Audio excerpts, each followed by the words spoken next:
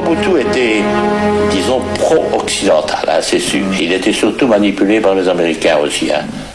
Il voulait traiter avec les États-Unis. Et j'étais son interlocuteur. Il y avait un désaccord avec Lumumba. Certains procédés que je n'approuvais pas. Par exemple, il pouvait, comme ça, sans me prévenir, aller dans un camp militaire et procéder à des nominations. Un tel caporal devenait lieutenant, tel sergent passait capitaine, commandant, et il signait devant les troupes à mon insu. Et puis ça ne pouvait pas me faciliter la tâche. Et comme je suis de nature qui aime l'ordre, j'ai remis de l'ordre. C'était ma façon de réagir. Pas contre la personne de Lumumba, mais parce que je n'aime pas le désordre. Pour remettre un peu de l'ordre au sein des forces armées et dans le pays. C'est ce qui s'est passé, ce n'était pas dirigé contre sa personne. Et c'est là que vous êtes pour la première fois intervenu directement dans la politique? Oui, jusqu'au mois de février 61. En créant le commissaire des collèges, le collège des commissaires généraux. Des commissaires généraux, oui. Et Lumumba, à ce moment, a disparu. Oui, c'est cela.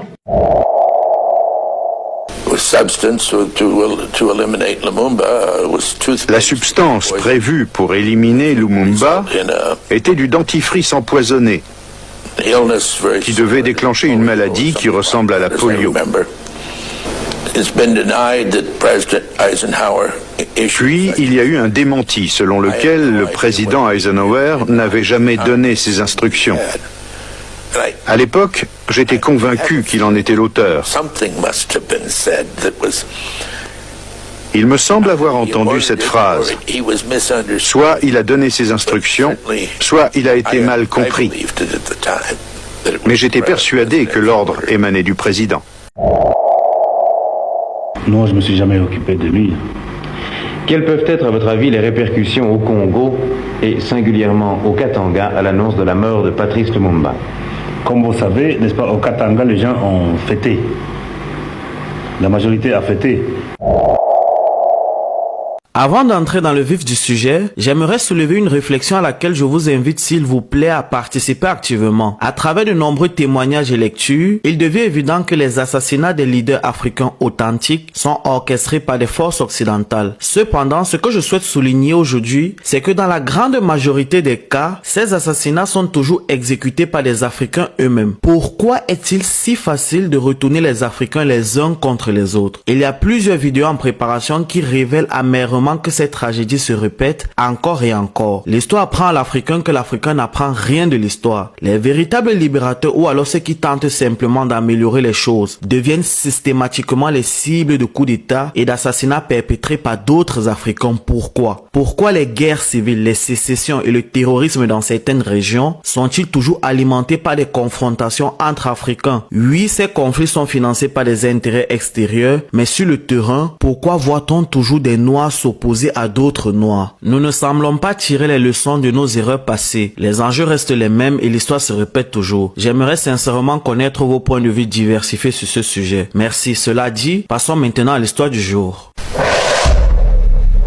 Dans cette vidéo très particulière, on voyage pour le deuxième plus vaste pays d'Afrique après l'Algérie, la République démocratique du Congo. À l'issue de la conférence de Berlin tenue du 15 novembre 1884 au 26 février 1885, à l'initiative du chancelier allemand Otto von Bismarck, le territoire actuel de la République démocratique du Congo devient officiellement la propriété privée du roi belge Léopold II. Il baptise le pays l'État indépendant du Congo. Au cours des 23 ans suivants, le territoire est le lieu de sauvages atrocités. Les forces coloniales du roi belge rasent des villages. Ils répriment dans le sang les populations qui se révoltent. Alors les Yékés dans le sud-est du Katanga sont tués en masse. Leur puissant chef Siri n'est pas épargné. Les Swahili dans l'actuelle province du Maniema sont exécutés. Les Yakas sont tués en grande quantité et les révoltés Batetela connaissent le même sort. En parallèle des répressions sanguinaires, le roi des Belges instaure une pratique de travail forcé comme on ne l'a jamais vu ailleurs. En effet, il s'enrichit en vendant les cultures agricoles, de l'ivoire et aussi et surtout du caoutchouc. Les populations sont forcées à atteindre un quota de caoutchouc. Dans les zones où les quotas ne sont pas atteints, les enfants sont tués. Les femmes sont sauvagement violées pour terroriser les hommes et les pousser à travailler davantage. Le roi belge forme alors une armée coloniale qui porte le nom de force publique, avec des officiers et sous-officiers blancs et des soldats noirs recrutés au Congo et dans d'autres colonies d'Afrique. Afin d'éviter que les soldats noirs ne se révoltent contre leur maître blanc, les colons exigent alors qu'ils justifient chaque cartouche utilisée en présentant la main droite de la personne tuée. Et comme certains soldats ont été recrutés par force, le commissaire leur promet alors que ceux qui apportent beaucoup de mains feront moins d'années de service. Ces consignes et promesses conduisent à de nombreuses tortures et mutilations. Les officiers et sous-officiers blancs prennent les fusils des soldats noirs pour faire du braconnage et exigent que les soldats noirs ramènent des mains au commissaire pour justifier les cartouches manquantes. Ainsi, de nombreux Congolais à travers tout le territoire se voient couper les mains et les pieds. Sans recevoir de soins après l'amputation, beaucoup en meurent. Les personnes jugées lentes ou paresseuses dans l'extraction du latex sont convoquées par des officiers blancs qui coupent alors froidement leurs mains.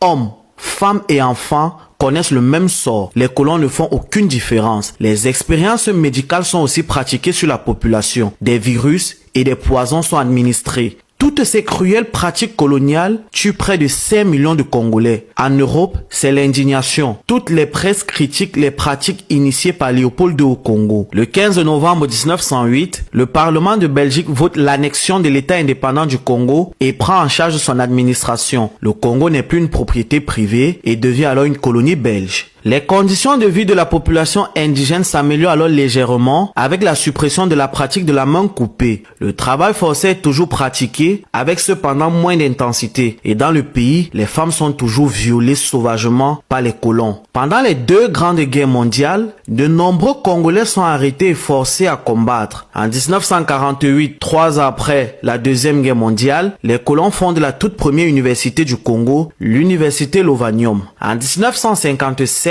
la grande montée du nationalisme pousse l'administration coloniale belge à organiser les premières élections communales dans 3 villes au Congo. Le vent d'indépendance qui souffle puissamment en Afrique à la fin des années 50 n'épargne pas le Congo belge. En 1959, les partis politiques y sont autorisés et c'est dans ce contexte qu'un homme se démarque sur la scène politique congolaise. Reconnu pour son intelligence, son nationalisme et surtout son éloquence, il gagne en popularité de jour en jour. Il défend l'indépendance du pays avec une ferveur inégalée. Son nom est Elias Okitasombo, plus connu sous le nom de Patrice Emery Lumumba.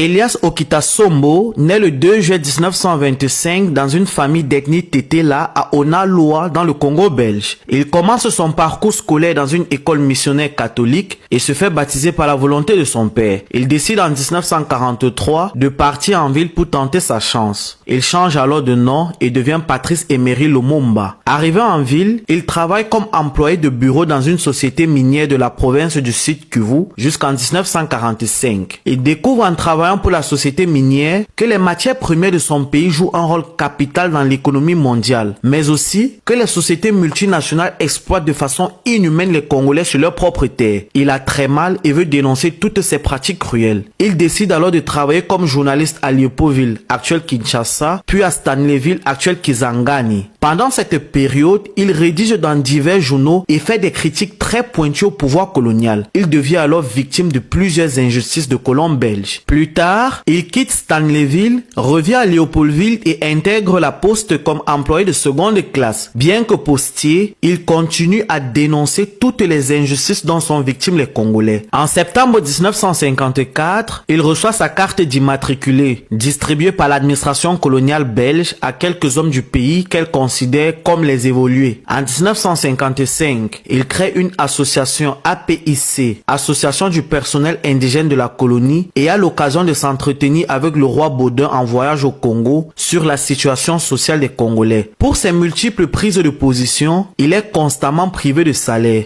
En 1956, il est jugé pour avoir détourné des fonds des comptes des chèques postaux de Stanleyville et est condamné à un emprisonnement d'1 an. Il vit son incarcération comme une injustice puisque, n'étant pas toujours payé, il considère n'avoir fait que prélever son dû et déclare que c'est pour des raisons politiques qu'il est incarcéré. Libéré avant la fin de sa peine d'emprisonnement prévue, il reprend ses activités politiques et devient directeur des ventes d'une brasserie. Au cours de cette année, il devient également président de l'association des évolués de Stanleyville. C'est précisément à ce moment que le gouvernement belge commence à mettre en place des mesures de libéralisation autorisant la formation de syndicats et de partis politiques en vue des élections municipales prévues pour 1957. À l'issue de ces élections, Joseph Kasavubu est élu maire de Dendal, une commune située au centre de Léopoldville, actuelle Kinshasa. L'administration coloniale belge exige que les partis politiques doivent être parrainés par les partis politiques de Belgique. Lumumba a de bonnes relations avec Auguste Boisseret, ministre en charge de la politique coloniale belge qui veut faire évoluer le Congo et notamment développer l'enseignement public. Lumumba adhère alors à son parti politique, le Parti libéral de la Belgique. Toujours au cours de cette année 1957, Patrice Lumumba, par l'intermédiaire de Antoine Roger Bolamba, fait la rencontre d'un homme qui est de 5 ans son cadet et qui a un profond respect pour lui. Après un passage dans l'armée dont il sort sous-officier, il devient journaliste pour le quotidien libéral de Léopoldville. Son nom est Joseph Désiré Mobutu.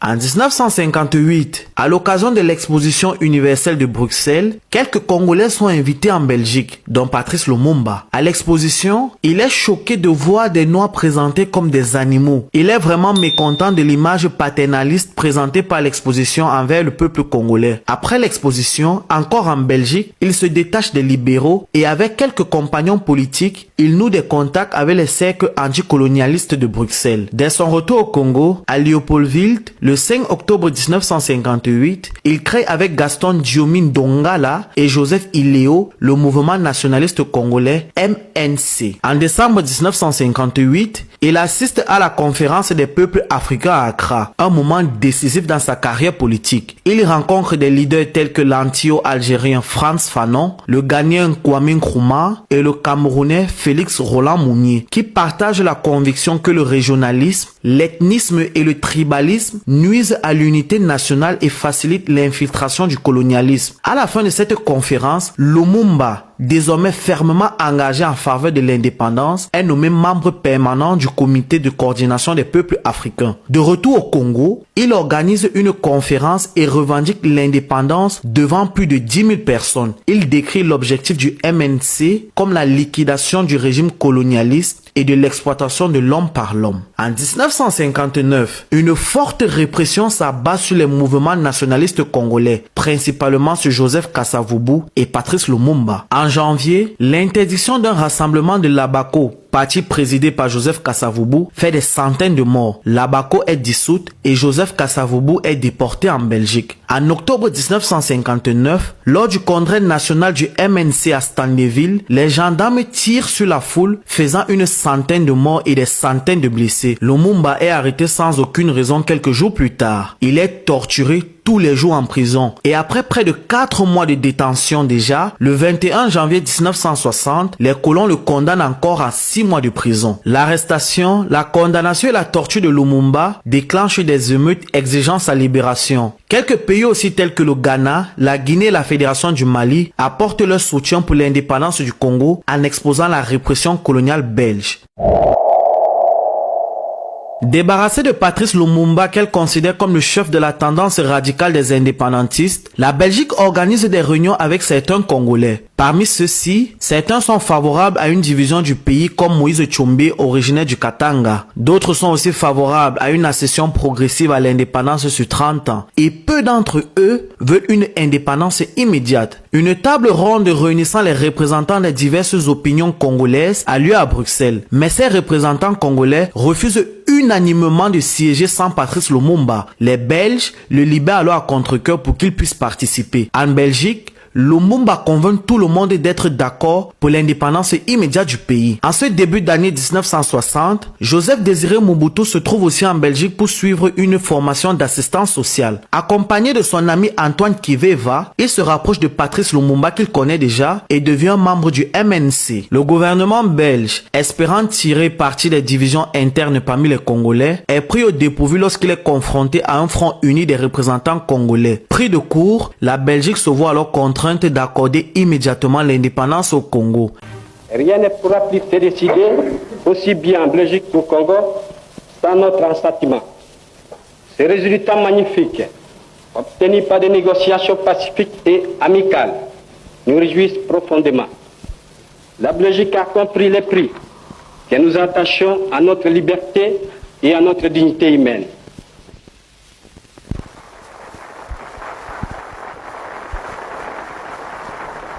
C'est une grande et redoutable aventure que celle qui vous attend. Et vous n'ignorez pas que dans beaucoup de milieux, l'on aurait préféré, et je serais enclin de dire personnellement, que si nous avions pu, en toute liberté, examiner ce problème, nous aurions souhaité, dans votre intérêt, qu'il y ait des étapes successives, afin que, graduellement, avec le maximum de sûreté, vous puissiez vous familiariser avec les responsabilités en les assumant partiellement tous les ans davantage. Vous nous avez dit que c'était impossible et nous avons reconnu qu'il en était ainsi. Il n'était pas possible, étant donné le courant de libération qui se répand en Afrique, il n'était pas possible, et bien que jusqu'ici, vous ayez, dans une bien moindre mesure que d'autres territoires, été associés à votre administration, il n'était pas possible de vous refuser plus longtemps cette promotion majeure de devenir un État pleinement indépendant, maître de ses destinées. La population congolaise apprend la nouvelle par la radio qui diffuse alors pour la première fois la chanson préparée pour la circonstance par le chanteur Kabé Sélé et l'African Jazz. Le titre est Indépendance Tcha-Tcha. Après la tenue de la table ronde, Joseph Désiré Mobutu est repéré par Larry Devlin, un agent de la CIA. Mobutu établit d'excellentes relations avec Devlin. Voilà des relations dont vous pouvez deviner la nature et l'importance. En mai 1960, ont lieu les premières élections générales au Congo, que remporte avec près d'un tiers des votes le mouvement national congolais de Patrice Lumumba, MNC. Le dirigeant de l'ABACO, Joseph Kasavubu, dans un souci d'unité nationale, est nommé président de la République. Il approuve immédiatement la nomination de Patrice Lumumba au poste de premier ministre. Lumumba est en réalité celui qui a tous les pouvoirs. Il rédige la constitution du pays et forme le premier gouvernement du Congo indépendant. Et le 30 juin 1960, l'indépendance du pays est proclamée. Ce 30 juin, lors de la cérémonie d'accession à l'indépendance du pays, le roi des Belges présent à la cérémonie prononce un discours paternaliste convenu avec le président Kasavubu. Dans ce discours, il fait l'éloge du roi Léopold II qui a commis des massacres, des crimes sur les Congolais et conclut en disant que la Belgique, dans un élan de gentillesse, a accordé l'indépendance au Congo. Monsieur le Président, Messieurs,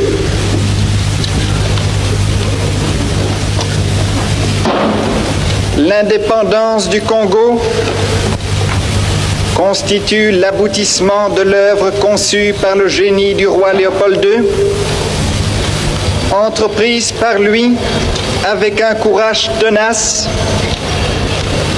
et continuée avec persévérance par la Belgique.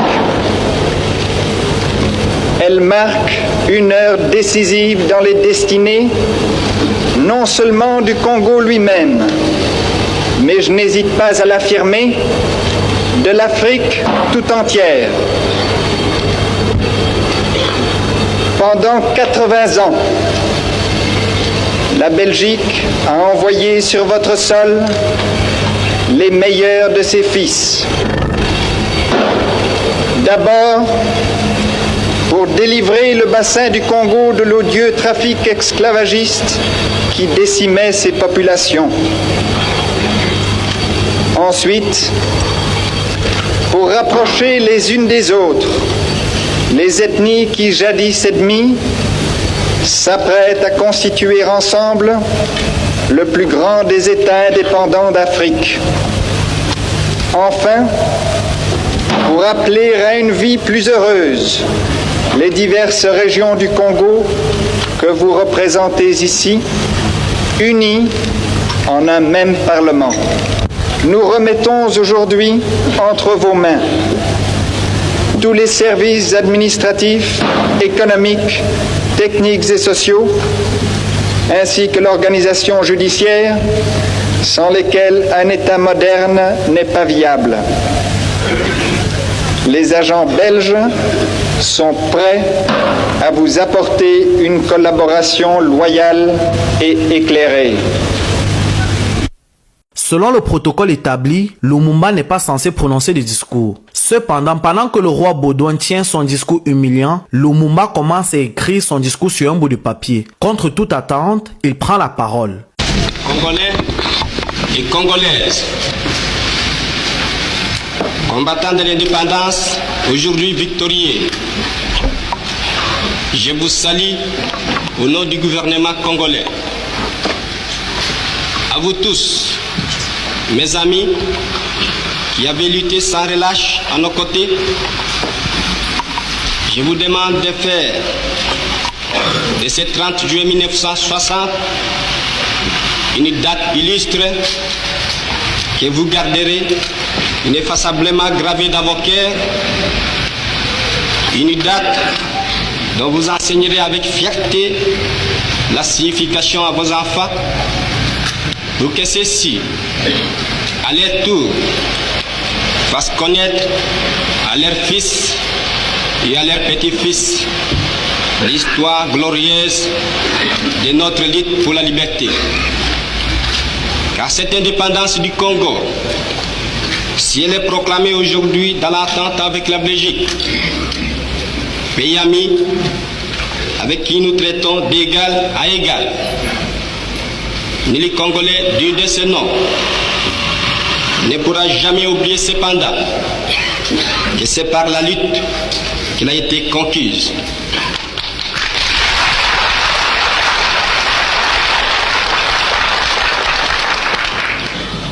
Une lutte de tous les jours, une lutte ardente et idéaliste, une lutte dans laquelle nous n'avons mélangé ni nos forces, ni nos privations, ni nos souffrances, ni notre sang. Cette lutte qui fit des larmes, des feux et des sang, nous en sommes fiers jusqu'au plus profond de nous-mêmes, car ce fut une lutte noble et juste, une lutte indispensable pour mettre fin à l'humiliant esclavage qui nous était imposé par la force. Ce qui fit notre sort à 80 ans du régime colonialiste, nos blessures sont trop fraîches et trop douloureuses encore pour que nous puissions les chasser de notre mémoire. Car nous avons connu le travail harassant, exigé en échange de salaires qui ne nous permettaient ni de manger à notre faim, ni de nous vêtir ou nous loger décemment, ni d'élever nos enfants comme des êtres chers.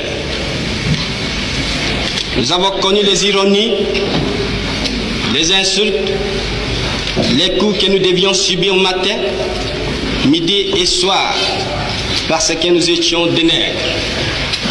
Qui oubliera qu'à un noir, on disait tu, non certes comme à un ami, mais parce que les voix honorables étaient réservées aux seuls blancs. Nous avons connu que nos textes furent spoliés au nom des textes prétendument légaux qui ne faisaient que reconnaître les droits du plus fort. Nous avons connu que la loi n'était jamais la même selon qu'il s'agissait des blancs ou des noirs, accommodante pour les uns, cruelle et inhumaine pour les autres. Nous avons connu les souffrances atroces des relégués pour opinion politique ou croyances religieuses. Exilés dans leur propre patrie, leur sort était vraiment pire que la mort elle-même.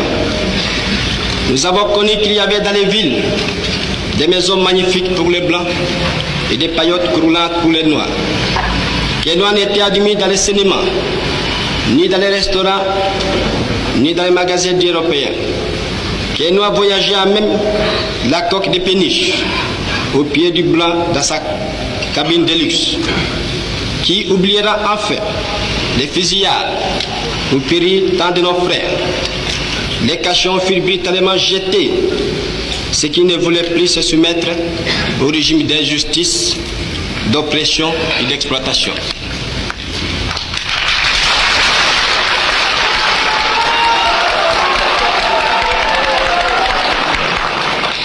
Tout cela, mes frères, nous en avons profondément souffert.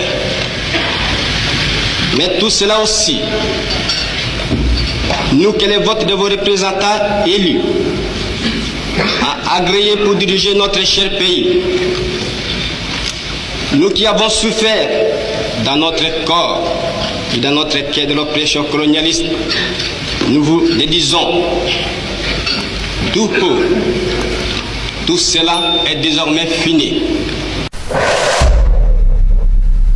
Après ce discours de Lumumba, le roi Baudouin se sent offensé et humilié et demande à retourner à Bruxelles dans l'heure. Cependant, le premier ministre belge, Gaston Ekens, parvient à le convaincre de rester. Le soir même, lors d'un banquet réunissant les hommes politiques congolais et belges, les Belges prononcent un discours évoquant une transition pacifique et progressive, tout en reconnaissant l'œuvre de la Belgique au Congo. Discours lu et approuvé par Joseph Kasavubu. Bien que cela ne soit pas toujours prévu, Lumumba prend la parole et prononce un discours exigeant une transition rapide et complète. Il se positionne fermement en faveur de la lutte pour l'émancipation face à une oppression coloniale prolongée. Ce discours choque les Belges et le roi Baudouin, déjà humilié, décide que Lumumba doit être neutralisé et déclare à son premier ministre, je cite, « Il devient évident que Lumumba est désormais un obstacle à éliminer. » Fin de citation. Avec ces différentes prises de parole, Lumumba devient de plus en plus populaire dans le pays, beaucoup plus populaire que le président de la République, Joseph Kasavubu. En juillet 1960, il nomme Mobutu secrétaire d'État du gouvernement. Il n'intègre cependant pas dans le gouvernement l'homme fort du Katanga, Moïse Tshombe, qui se sent alors humilié et mis à l'écart. À ce niveau, il est important de parler du Katanga. Le Katanga est situé dans le sud-est du pays. Elle est une région stratégique pour l'industrie minière et joue un rôle central dans l'économie du Congo. Cette partie du pays est très riche en diverses ressources naturelles, principalement minérales. On y trouve du cuivre, du cobalt, de l'uranium, du zinc, du plomb, de l'étain,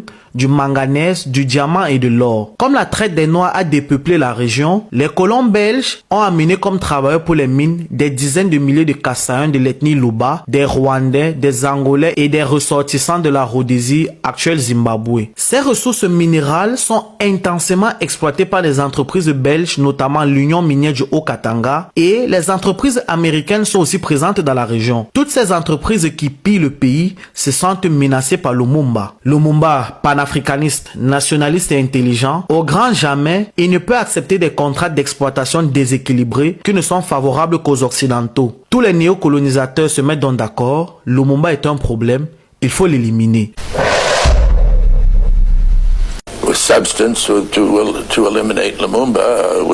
La substance prévue pour éliminer Lumumba était du dentifrice empoisonné qui devait déclencher une maladie qui ressemble à la polio.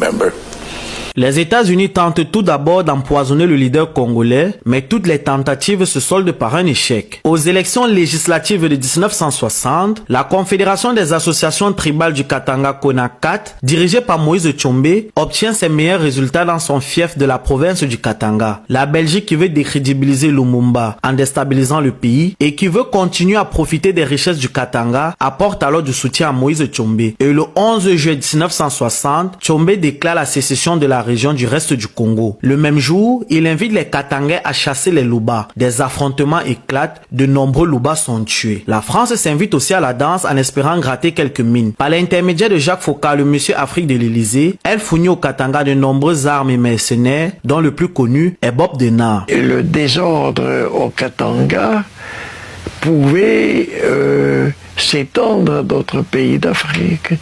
Et il fallait remettre de l'ordre au Katanga.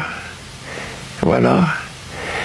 Et le général de Gaulle estimait qu'il fallait éviter qu'il y ait du désordre en Afrique, voilà. Jacques Faucard est allé le chercher et puis il l'a promu d'abord au Congo-Zaïre, enfin ex-Zaïre, aujourd'hui Congo, et puis progressivement a accompagné toute sa carrière en lui donnant des missions, officiellement comme un indépendant et puis officieusement au service de la DGSE.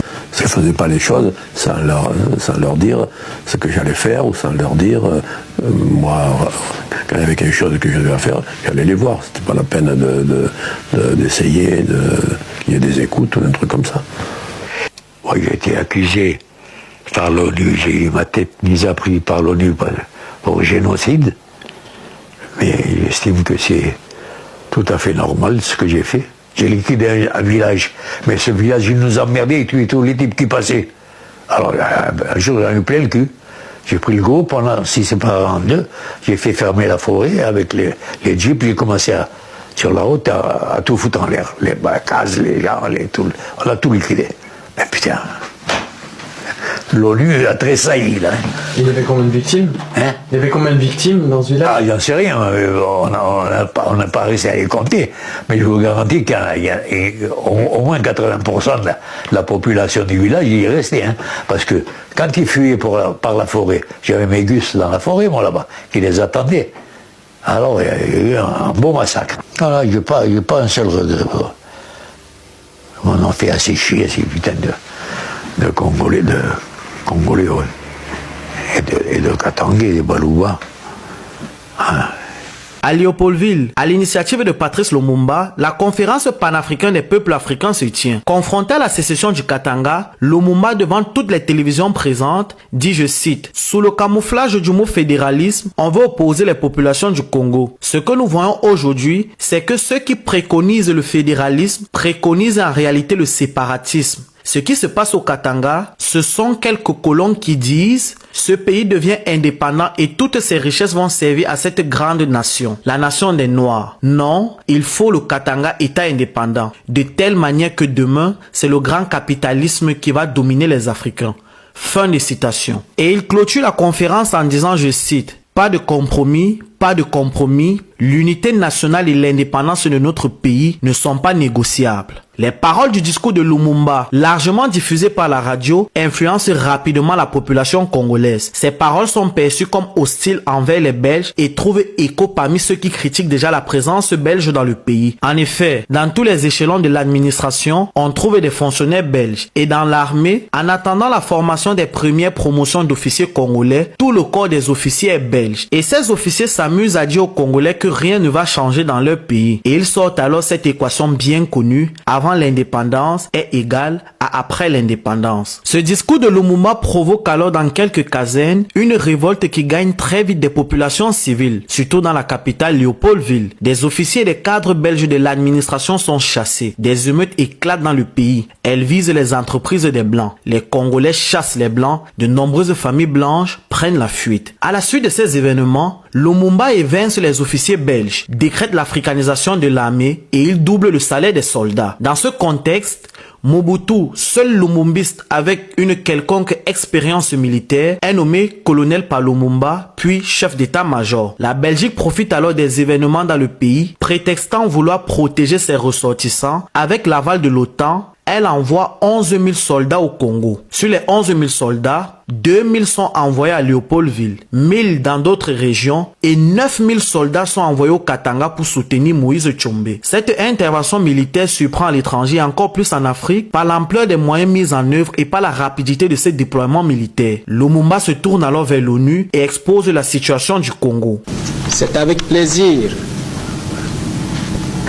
que je me trouve aujourd'hui parmi vous pour vous parler des problèmes du Congo. Je suis venu aux États-Unis pour prendre contact avec le secrétaire général des Nations Unies, lui exposer avec objectivité les causes des événements du Congo et demander son appui pour que les troupes belges quittent immédiatement le territoire de notre République afin que la paix soit immédiatement rétablie. Parce que tant que les troupes belges resteront au Congo, la paix ne sera pas rétablie. Le rétablissement de l'ordre et de la paix au Congo est conditionné au retrait de ces troupes. Je vais vous faire un tout petit exposé parce que je préfère répondre plutôt aux questions que vous voudrez. Nous avons mené une lutte acharnée pour libérer notre pays du statut colonial, pour faire du Congo un continent libre, un pays indépendant. Notre politique a toujours été basée sur la non-violence. Et c'est dans cet esprit que nous avons toujours travaillé. Et malgré les brimades, des arrestations arbitraires, des condamnations, et nous ne sommes jamais découragés. Le 30 juin, nous avons accédé à la souveraineté internationale. Le 1er juillet, aucun cadre n'était aux mains des Africains. L'administration, la police, l'armée, tout et absolument tout. Et à 100%, c'était encore aux mains des seuls fonctionnaires belges. Le mécontentement ne pouvait pas tarder. C'est alors que les militaires ont exigé des réformes dans l'armée. Bien avant l'accession du pays à l'indépendance, nous avons à 3 reprises demandé au général Jean Sès, commandant en chef de la force publique, pour qu'il nous fasse un plan d'organisation et d'africanisation de l'armée. Aussitôt que ces événements sont intervenus, nous sommes allés moi-même, les chefs d'État et moi, dans les camps militaires, dans les Bas-Congo, à Téziville, à Matadi, à Banane, à Mwanda, à Boma, pour examiner sur place la situation et procéder à des nominations des Congolais. Malgré la condamnation par l'Union soviétique et des pays du tiers-monde qui soutiennent Lumumba et ses partisans, malgré la forte présence de soldats belges dans le pays, et plus précisément au Katanga, l'ONU qualifie le conflit du Katanga comme conflit intérieur. Face à la trahison de l'ONU, Lumumba en appelle alors à la solidarité africaine et réaffirme son intention de résister. Il dit, je cite, « Tous ont compris que si le Congo meurt, toute l'Afrique bascule dans la nuit de la défaite et de la servitude. Voilà encore une fois la preuve suivante de l'unité africaine. Voilà la preuve concrète de cette unité sans laquelle nous ne pourrions vivre face aux appétits monstrueux de l'impérialisme. Entre l'esclavage et la liberté, il n'y a pas de compromis. » Fin de citation. Certains pays tendent alors la main au Congo. La Fédération du Mali de Modibo Keïta et le Ghana de Kwame Nkrumah envoient des soldats à Lumumba. La Guinée de Sékou Touré et l'Égypte de Gamel Abdel Nasser critiquent la sécession du Katanga et jouent de tout leur poids diplomatique pour essayer d'arranger pacifiquement la situation. Alors qu'un conflit est en train d'éclater dans le pays, Albert Kalonji, un député national qui avait participé à la table ronde de Bruxelles, qui était pressenti comme ministre avant d'être écarté par Patrice Lumumba, fait à son tour sécession du Sud Kasaï sous le nom d'État minier du Sud Kasaï. Il s'autoproclame président et il nomme Joseph Ngalula chef du gouvernement. Lumumba envoie alors des soldats pour reprendre la région du Sud Kasaï et du Katanga. Conscient de l'infériorité numérique de ses soldats, il décide de faire appel à l'Union soviétique qui lui envoie des conseillers militaires. On est en pleine période de guerre froide. Avec cet appel à l'aide soviétique, Lumumba devient la priorité des États-Unis États-Unis. Le président Eisenhower ordonne alors à la CIA de le descendre. Vous étiez en contact avec les Américains? Oui. Ouais, enfin, mon contact était Devlin, Larry Devlin. Ouais. On s'entendait bien et on a fait certaines choses ensemble, mais simplement. Mais les Américains, je crois, voulaient liquider le Lumumba. Oui, le colonel Marlière faisait partie des services spéciaux belges. C'était un officier très respecté. Bon, on s'est mis d'accord un jour avec des gens de chez nous pour mettre des écouteurs dans les bureaux de Lumumba. Ce sont les Américains qui ont fourni le matériel et ce sont des Belges qui ont placé, qui ont fait ça, oui. Alors on captait toutes les conversations téléphoniques de Lumumba. 5 septembre 1960, nous avons révoqué, conformément à l'article 22 de la loi fondamentale, le Premier ministre, M. Patrice Lumumba, et certains autres ministres. Le 4 septembre 1960, alors qu'il n'en a constitutionnellement pas le droit, le président Joseph Kasavubu, déjà proche des Belges, annonce à la radio la révocation de Lumumba ainsi que des ministres nationalistes. Il le remplace le lendemain matin par Joseph Iléo. Kasavubu blâme publiquement Lumumba pour l'invasion du Sud Kasaï et pour l'implication soviétique dans le pays. Toutefois, Lumumba déclare qu'il reste en fonction. Le Conseil des ministres et le Parlement lui votent une motion de maintien et à son tour, Lumumba révoque le président Kasavubu sous l'accusation de haute trahison. Le Parlement siège et maintient les deux à leurs postes respectifs. Dans ce contexte tendu entre les deux hommes, un coup d'État orchestré par la CIA éclate à Léopoldville. Joseph Désiré Mobutu prend le pouvoir. Il crée immédiatement le collège des commissaires généraux, composé de quelques Congolais compétents dans divers domaines, transport, économie, politique. Il renvoie des partisans de Lumumba de l'administration et affecte des étudiants à ces postes-là. Et c'est avec grand plaisir que Joseph Kasavubu accepte ce changement de gouvernement imposé par Mobutu. Mobutu était, disons, pro-occidental, hein, c'est sûr. Il était surtout manipulé par les Américains aussi. Hein. Il voulait traiter avec les États-Unis. Et j'étais son interlocuteur. Pour récapituler la situation, le gouvernement belge veut éliminer Lumumba. Le roi Baudin veut sa mort. Les États-Unis veulent sa mort. Mobutu veut sa mort. La France veut sa mort. Kasavubu veut sa mort. Et celui qui le déteste le plus, Moïse Tshombe, veut bien évidemment aussi sa mort. C'est dans ce contexte que, le 10 octobre 1960, Mobutu assigne à résidence Lumumba. Mais Lumumba fait passer en secret un mot d'ordre demandant à ses amis politiques de le rejoindre à Stanleyville où ils établissent un gouvernement clandestin dirigé par Antoine Gizenga. Le 27 novembre, Lumumba s'échappe avec sa famille de la résidence Tilkens à Kalina et tente de gagner Stanleyville. Mais il est malheureusement victime de sa forte popularité. Partout où il passe, on le remarque et les populations lui demandent de prononcer des discours. Le 1er décembre, Gilbert Pongo, l'officier de liaison du service des renseignements de Mobutu, réussit à localiser Lumumba. Il est arrêté à Lodi dans le district de la Sankuru. Il est ensuite ramené à Mweka où il est embarqué à bord d'un avion vers Léopoldville, d'où il est transféré au camp militaire Hardy de Tisville. Il se trouve alors sous la garde des hommes de Luis Bobozo et en détention.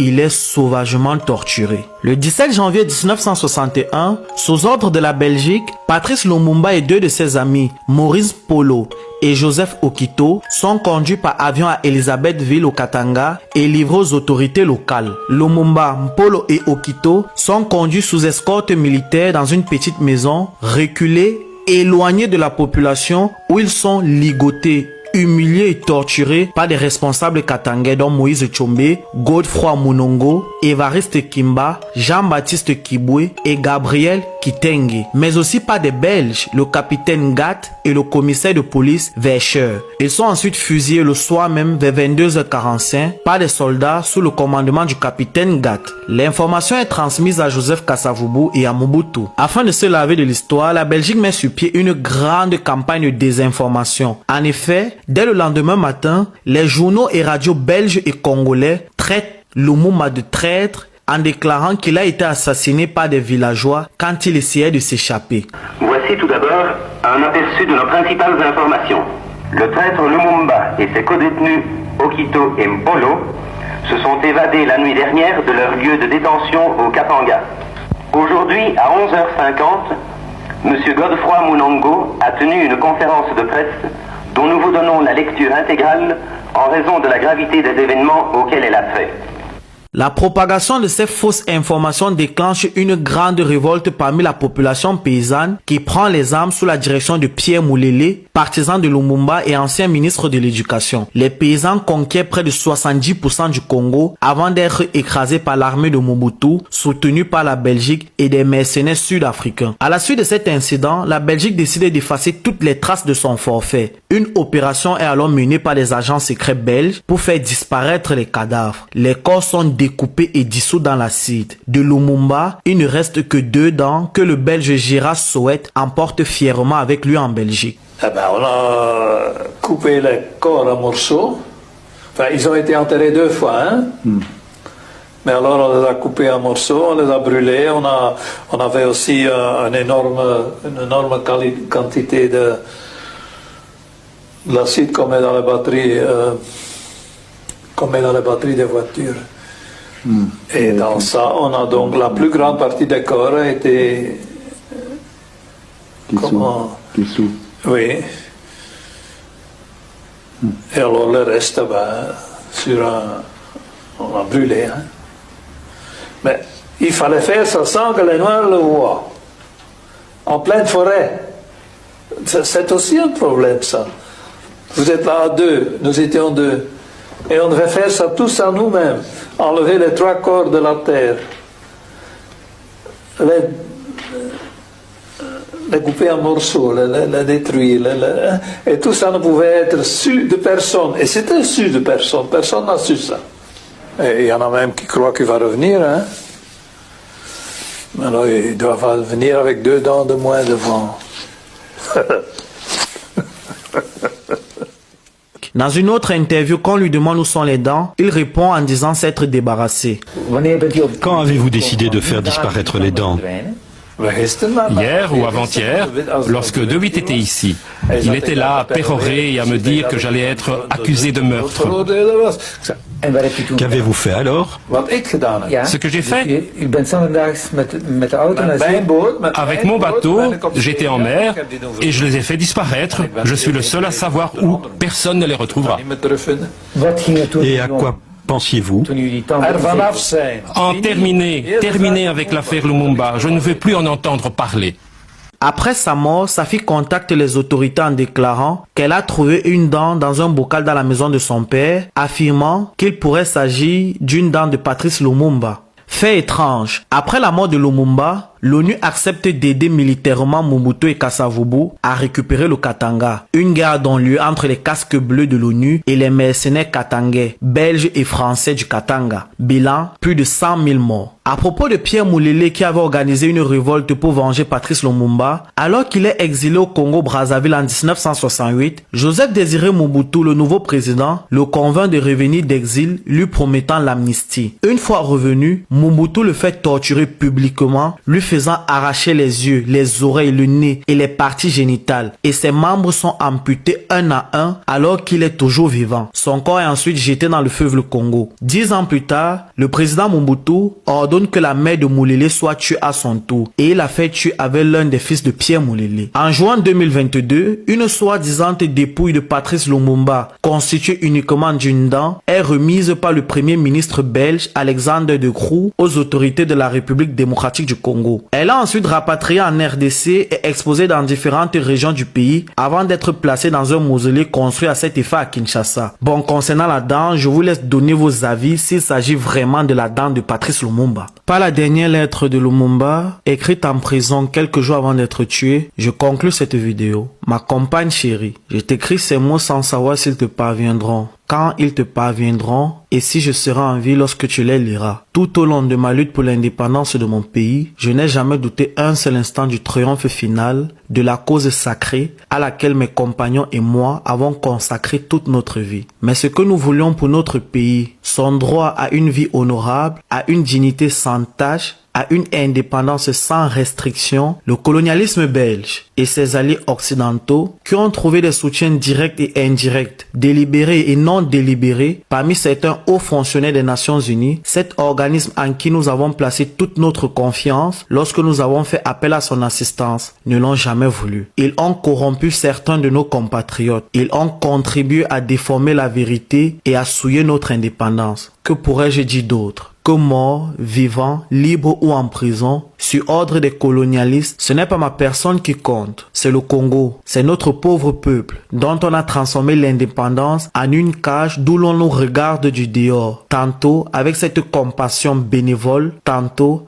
avec joie et plaisir. Mais ma foi restera inébranlable. Je sais et je sens au fond de moi-même que tôt ou tard, mon peuple se débarrassera de tous ses ennemis intérieurs et extérieurs, qu'il se lèvera comme un seul homme pour dire non au capitalisme dégradant et honteux et pour reprendre sa dignité sous un soleil pur. Nous ne sommes pas seuls. L'Afrique, l'Asie et les peuples libres et libérés de tous les coins du monde. Il n'y aura plus de colonisateurs et leurs mercenaires dans notre pays. À mes enfants que je laisse et que peut-être je ne reverrai plus, je veux qu'on dise que l'avenir du Congo est beau et qu'il attend d'eux, comme il attend de chaque Congolais, d'accomplir la tâche sacrée de la reconstruction de notre indépendance et de notre souveraineté. Car sans dignité, il n'y a pas de liberté. Sans justice, il n'y a pas de dignité. Et sans indépendance, il n'y a pas d'homme libre. Ni brutalité, ni sévice, ni torture ne m'ont jamais amené à demander la grâce, car je préfère mourir avec la tête haute, la foi inébranlable et la confiance profonde dans la destinée de mon pays, plutôt que vivre dans la soumission et le mépris des principes sacrés. L'histoire dira un jour son mot, mais ce ne sera pas l'histoire qu'on enseignera à Bruxelles, Washington, Paris ou aux Nations Unies, mais celle qu'on enseignera dans les pays affranchis du colonialisme et de ses fantoches. L'Afrique écrira sa propre histoire et elle sera, au nord et au sud du Sahara, une histoire de gloire et de dignité. Ne me pleure pas ma compagne.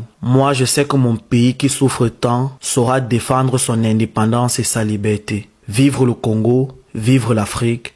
Patrice Lumumba. Vraiment, que dire après tout ça? En tant qu'Africain, il est sincèrement très difficile de rester impartial face à toutes ces injustices. L'histoire de Lumumba est vraiment très triste et révoltante. Les Occidentaux défendent les intérêts en Afrique, ça c'est connu. Mais pourquoi toujours cette traîtrise entre Africains? Pourquoi? J'attends vraiment vos retours sur ce sujet. Restez en bonne santé, partagez, likez la vidéo, abonnez-vous. Bon, c'était l'histoire de Patrice Emery Lumumba.